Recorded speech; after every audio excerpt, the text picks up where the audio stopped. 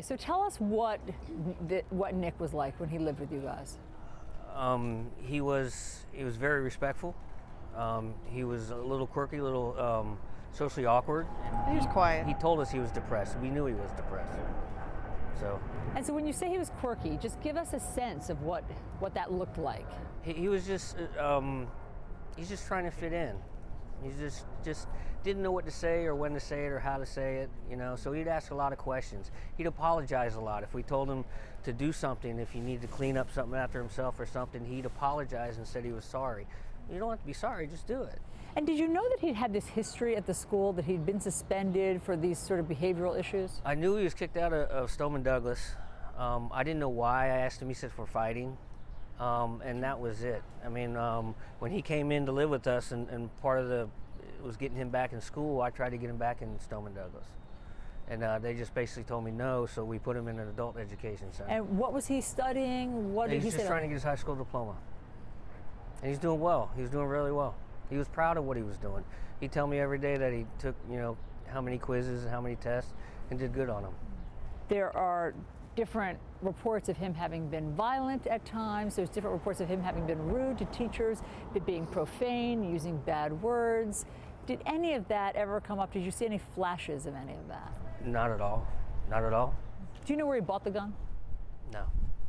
I just when I talked to him about coming to the house, I made sure they were purchased legally. I asked him, and I asked for the paperwork, and he provided everything, and it was okay. How many did he have? I'm not sure. When he moved into your house, you saw one or you saw more than one? There was a few. But he had a couple pellet guns too. So I don't know which was which, and it really doesn't matter what he had. They were under lock and key. Did it worry you that here's a depressed 19-year-old with an AR-15?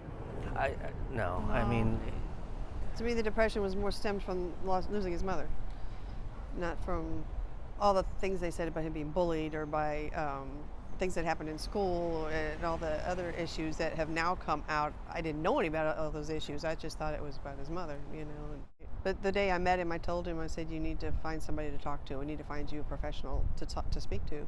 And the ball was rolling on that just days before all this happened. Yeah, tell me about that. You took him to a counselor, yes? I did, because I have my own. That's someone I go and talk to. And the last time I had gone, I introduced them. They got his name. They were starting the insurance processes to see what would be covered, and he was going to start going.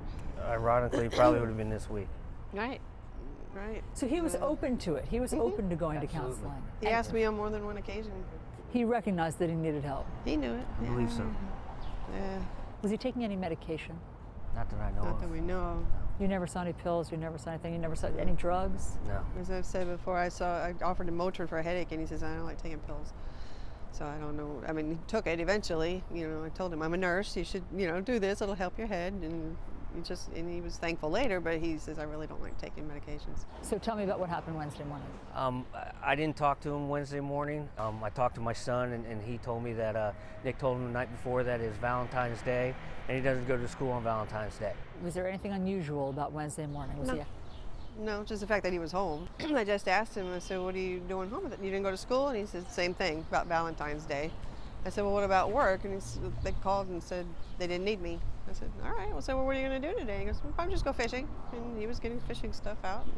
And I had some errands to run, so I left, and that's the last time I saw him. It's now come out that he had sent a couple of texts to your son while he was in the Uber car on the way to the high school. Does it ever cross your mind that he might have been looking for your son for some reason? Every second of the day. Absolutely. What do you think those were about? I have no idea. I don't know if he was looking for him or trying to protect him or what. I don't know. Is there any part of you that thinks that your son might have been the target of when he was going over there? No. No, because he had every opportunity to hurt us if he wanted to. And he didn't. He had told him 2 weeks prior that he's the happiest he's been in his life before all of this, just a couple weeks ago. The happiest he's ever been in his life. Mm-hmm. Yeah.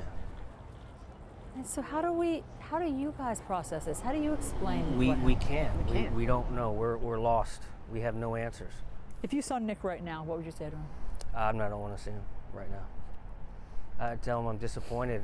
We're hurt. We're angry. We want to know why. Mm-hmm. We don't know why. I mean, we helped him out, put him on a good path, and he seemed to be doing well with it. And I mean, was he faking the whole time, or we don't know. We have no idea. And Kimberly, you had a moment, right, where you saw him. You went to the police station. Can you just tell us about that moment? It's just rage in my heart and mad at him. And I just went, when they passed him by, I basically went after him and just said, "Really, Nick? Really?" You know, and he pulled me back in the room. So And what did he say to you? I didn't hear what he'd said. He heard him apologize, but He I said he didn't was hear it. sorry. And what did you see in that moment when you looked at him? He was lost. He was lost. What do you want to say to the family? There's really nothing I can say to comfort them. We feel for them. Our heart aches for them, and hopefully something good will come out of this. We're trying to figure that out.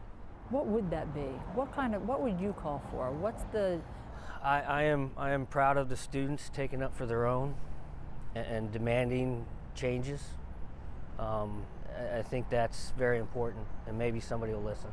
How does your son feel about having to go back to school? He has mixed emotions. He wants to go back. He wants to see his friends.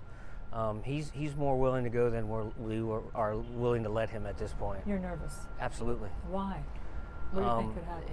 His friends know him and know he's a good person, but there's people there that may not know him, and we don't want anything to happen to him.